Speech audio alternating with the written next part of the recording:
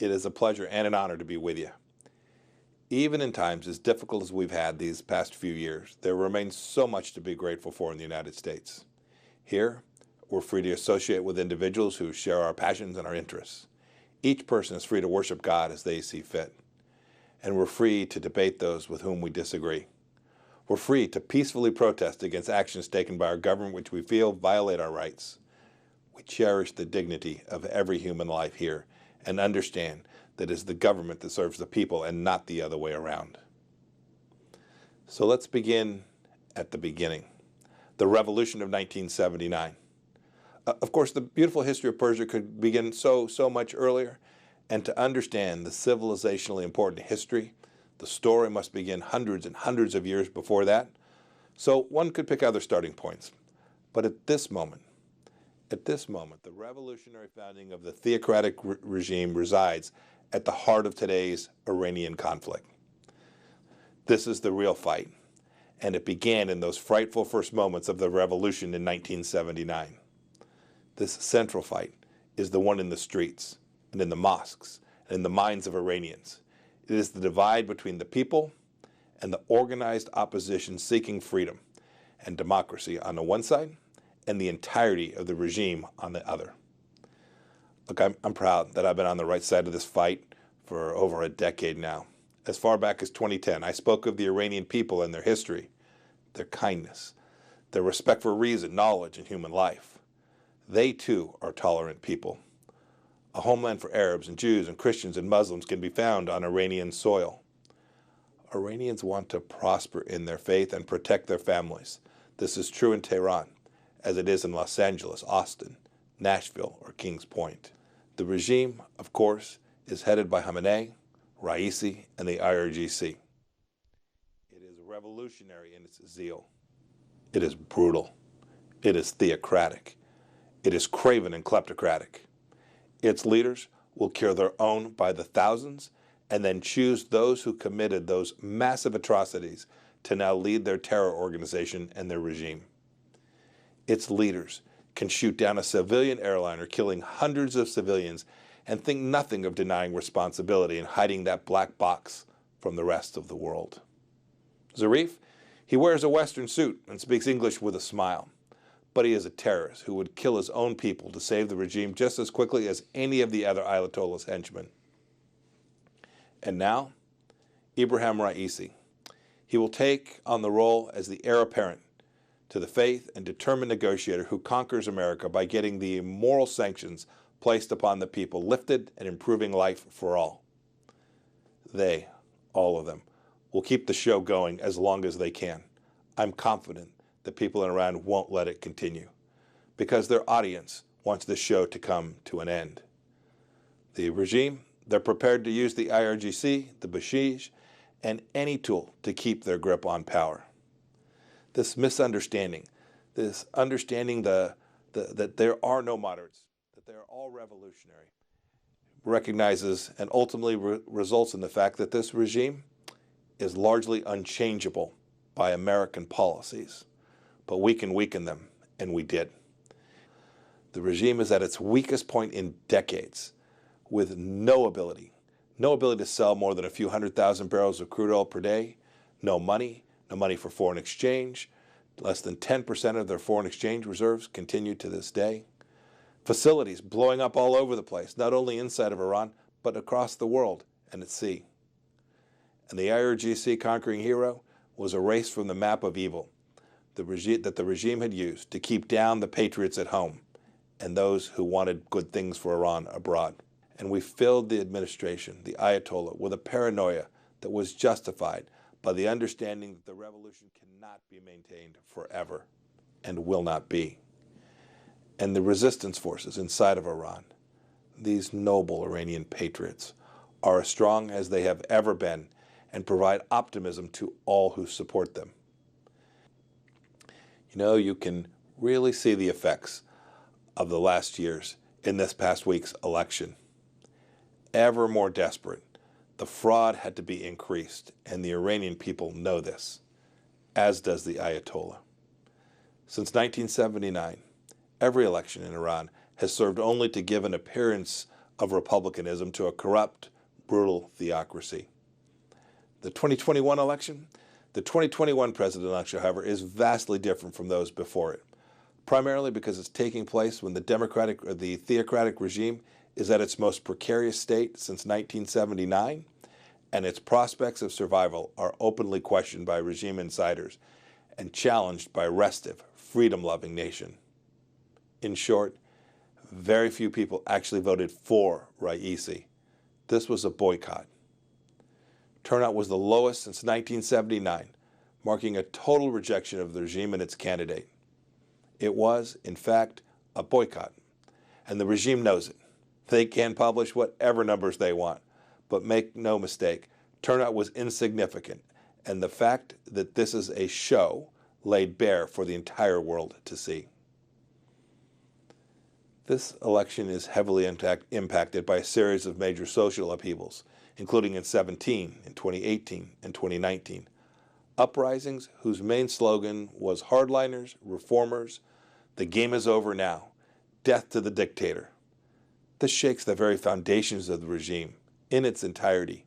These uprisings demonstrated the Iranian people pinned no hope on elections as a conduit for substantive change, and the election of 2021, truly the selection of Raisi as the Ayatollah's president, proved this out. The program that we'd implemented also served to lay bare the regime's economic incompetence, systemic corruption, and frankly outright plunder of the country's wealth. And they've pushed 80% of the population below the poverty line. They see the corrupt theocracy as their true enemy and the first and foremost cause of the economic crisis. One of the most dominant slogans in the recent uprisings has been, "Our enemy is right here. They lie when they say it is America." The Iranian people must know it is not America. It is the regime. So what's ahead? What's the path forward? Look, as I said, the regime is at its weakest point in 40 years of existence. Iranians from every corner of the nation can see the failure of the regime to deliver on the very promises that it made. Its epic incompetence in handling COVID-19 is ongoing. Vaccination in Iran is at among the lowest levels in the world, not because the vaccine isn't available, but because the regime refuses to accept vaccines from those prepared to give them precisely what the Iranian people need. The regime's epic incompetence and quest for nuclear power has made it a pariah even among its fellow Muslim countries in the region.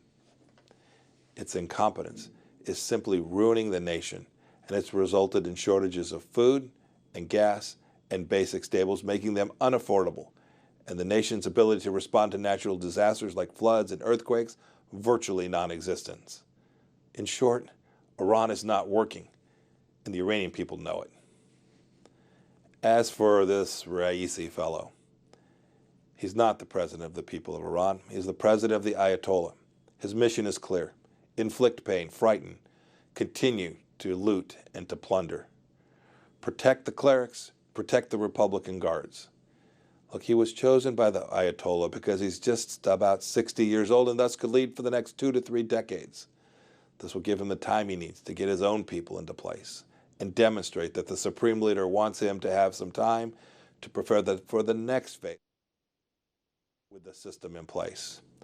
He'll use the IRGC and its Quds force to generate conflict externally, to deflect attention, and to maintain the narrative of the oppressed. This is how he'll behave.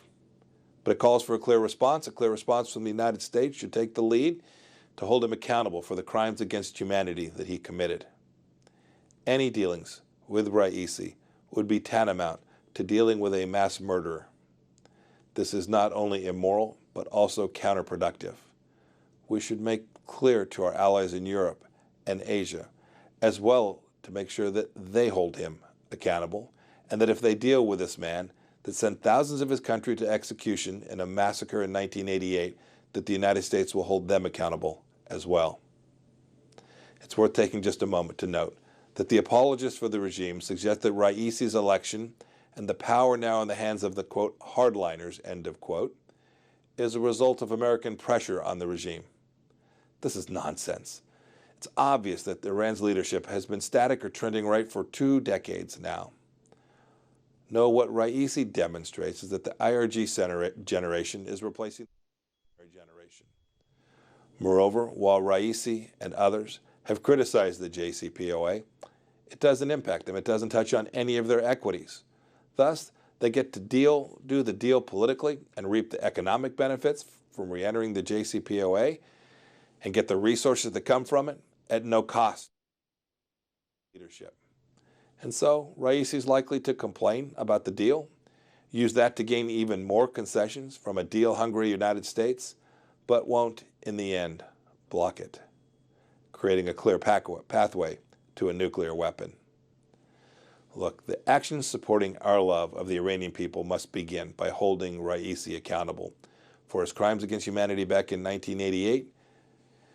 I know there are those in the audience who have had family that were killed in Raisi's massacre. 2, some of you have loved ones and friends currently imprisoned in Evin prison and elsewhere. And some who have had loved ones disappeared or worse. We will never forget any of them, and we'll pray for all of them. We must support the Iranian people. If we want to keep Iran from obtaining a nuclear weapon, we have to apply pressure until they change their behavior or until reforms which move Iran toward a democratic form of government take place. We can't shower the Ayatollah with money and economic benefits in the hopes that he won't use it to inflict terror. This thinking is foolish, dangerous, and backwards. I pray that the United States does not increase the resources he has at his disposal to empower the theocracy. Engagement with the regime will lengthen the time that the regime has to behave as it has for these past decades, denying basic human dignity and opportunity to the Iranian people.